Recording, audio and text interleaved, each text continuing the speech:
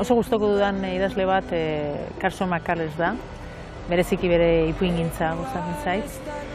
Eta zergatik gustatzen zaidan, oso berezia da, oso nortasun handiko idazlea da. Eta bereziki begiratzen duena gizartean bazterretan daudenei begira egoten da.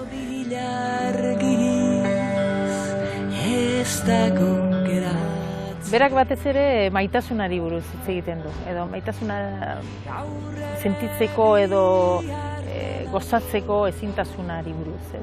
Maitasunaz, ahuldadeaz, pertsonen ahuldadeaz hitz egiten du.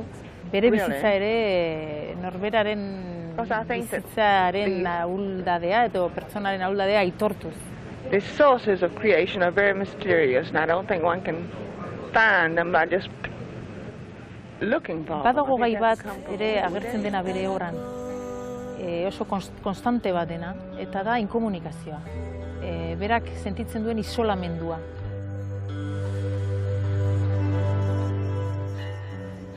Jendartean sentitu dezakezun isolamendu hori, Eta niri hori oso ezaguna egiten zait, oso nerea ere egiten zait, eta nire lanetan ere askotan agertzen den zerbait da,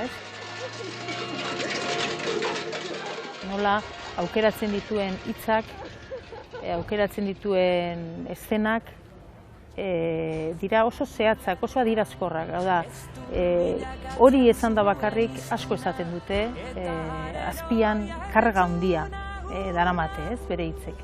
Hori ere oso erakargarria egiten zait, eta baita ere idazketan daukan nolabaiteko kontentzioa.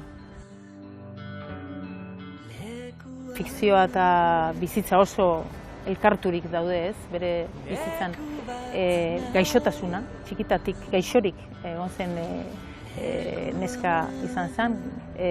Horrek nik uste dut asko markatzen duela edo markatu duela bere idazteko modua. Bizitza zaila izan zuen, konfliktiboa, adibidez maitasunean eskondu egin zen, baina oso modu tragikoan bukatu zen bere buruaz beste egin zuen bere senarrak. Egon da bere bizitza ere indarkeria eskutu bat hor gero agertzen dena ere bere obran. Euria ari zuen goiz hartan, eta artean oso ilun zegoen. Mutila tranbia kafera heldu zenean, ia bukatua zuen bere ibilbidea, eta kafe bat hartzera sartu zen. Gau osoan irekita egoten zen lokala.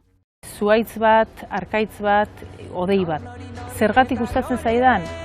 Ez dakit. Eta horregatik gustatzen zait.